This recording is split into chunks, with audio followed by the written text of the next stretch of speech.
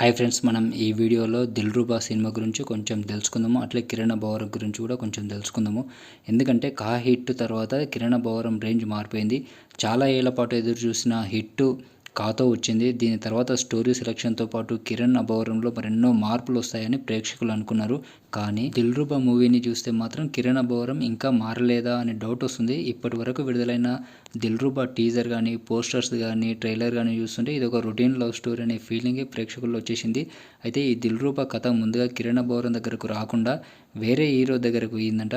అయితే ఆయన రిజెక్ట్ చేయడంతో మళ్ళీ తర్వాత కిరణ్ అబ్బవరం దగ్గరకు వచ్చింది. మామూలుగా ఒక హీరో వేయాల్సిన కథతోటి మరొక హీరో వేయడం అనేది కామన్. దర్శకులు కూడా ఒక హీరోను ఊహించుకొని కథ రాసుకున్న కొన్ని తప్పని పరిస్థితుల వల్ల వేరే హీరోతోటి ఆ సినిమా చేస్తారు. అట్లే ఈ దిల్రుబా కథ కూడా ఫస్ట్ ఒక ప్రముఖ నిర్మాత కొడుకు దగ్గరికి వెళ్ళిందంట.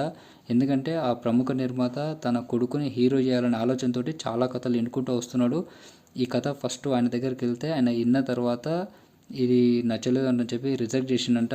ఎందుకు నచ్చలేదు అంటని చెప్పి రీజన్స్ కనుక్కుంటే తన కొడుకుని ఫస్ట్ మూవీ తోటి ఇంట్రడ్యూస్ చేయాలనుకుంటున్నాడు. ఆ ఫస్ట్ మూవీకి ఇటువంటి స్టోరీ అనేది సెట్ కాదు, ఇది కరెక్ట్ కాదు అనే ఉద్దేశంతో ఆయన రిజెక్ట్ చేసిండు. ఆయన రిజెక్ట్ చేసిన తర్వాత ఈ దిల్రుబా కథ మళ్ళీ కిరణ్ అబ్బవరం దగ్గరకు వచ్చింది. ఆ నిర్మాత ఎవరో కాదు, Tollywood star producer DVV Danayya.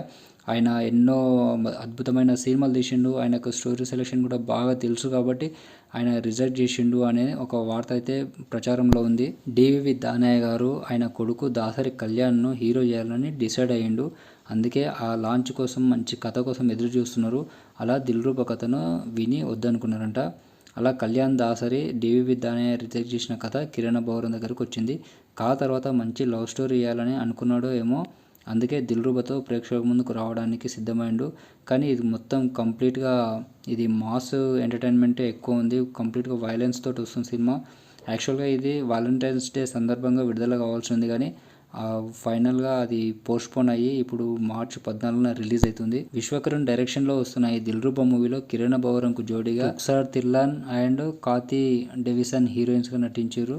Kiran అబ్బవరంది కా సినిమా సూపర్ హిట్ అయింది కాబట్టి, దాని తర్వాత వస్తున్న సినిమా కాబట్టి దీని మీద కొంచెం అంచనాలు అయితే భారీగానే ఉన్నాయి. ఇది మంచి యూత్ఫుల్ ఎంటర్టైన్మెంట్ తోటి వస్తుంది. ఈ సినిమాకి సెన్సార్ బోర్డు నుంచి యూఏ సర్టిఫికేట్ వచ్చింది. అయితే ఈ దిల్రుబా సినిమాలో కిరణ్ అబ్బవరం క్యారెక్టరైజేషన్ కొంచెం ఆడియన్స్ని సర్ప్రైజ్ చేస్తుంది అని చెప్పి అంటున్నారు. అంతేకాకుండా ఈ సినిమాలో ఎమోషనల్ పార్ట్ కూడా కొంచెం బాగానే ఉందంట. ఆ సెన్సార్ నుంచి కూడా ఆ సినిమాకు మంచి రెస్పాన్స్ వచ్చినట్టే తెలుస్తుంది. కిరణ్ అబ్బవరం కూడా ఈ సినిమా మీద కొంచెం కాన్ఫిడెంట్ తోటే ఉన్నాడు. కాకంటే ముందు వచ్చిన సినిమాలన్నీ ఫెయిల్ అయ్యి కొంచెం నిరాశపరిచినాయి. కాతోటి హిట్ అందుకున్న తర్వాత ఇక మీద వచ్చే ప్రతి సినిమా కథ కూడా కొంచెం డిఫరెంట్గా ప్రేక్షకుల్ని మంచిగా ఎంటర్టైన్ చేయాలని చెప్పి చూస్తున్నాడు.